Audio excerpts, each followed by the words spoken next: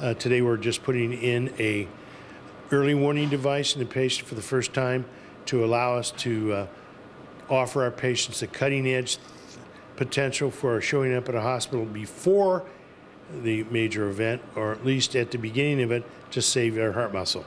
The Guardian Angel system involves an implanted device that is connected to the heart with a wire like a pacemaker. And this device monitors the EKG all the time of a patient that's at a high risk for a heart attack. When it detects a change in the patient's signal, much like you would see with an external EKG applied by the paramedics or by the emergency room, when it detects a change, it will alert the patient to call 911. And it's similar to placement of a pacemaker, although the advances, technical advances in 2009 make it relatively simple, smooth, particularly it's only one electrode being passed through the vein in the arm or the subclavian vein here, down to the bottom of the heart. The device incorporates a vibration alarm, very similar to a cell phone. So when it detects an event that a patient should go to the hospital for, it will vibrate just like a cell phone, and it will send a signal to the pager that the patient is also carrying, and the pager will beep and has a flashing light. This device is like a constant recording device. Because of memory the way it is today, particularly with computers, which this is, it'll keep a memorization of all the events that have occurred and are signaled as threats to the patient.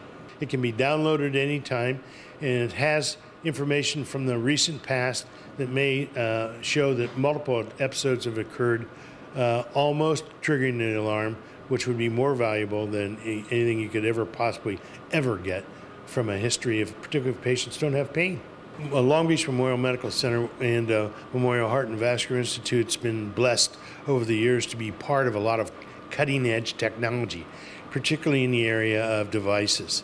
And we've been involved in studies, and we're really fortunate to be one of the 16 hospitals in the United States to have this device to implant. And I believe we're the first one west of the Mississippi to implant this early warning device in the patient. And I think this is a wonderful thing after 35 years of being director of coronary care units, to have a person having a potential for alarming and being aware of a potential problem and getting to the hospital quickly is a godsend. We hope the ALERTS clinical trial shows that early alerting of patients who are having a heart attack improves the outcomes and reduces the damage caused by heart attacks.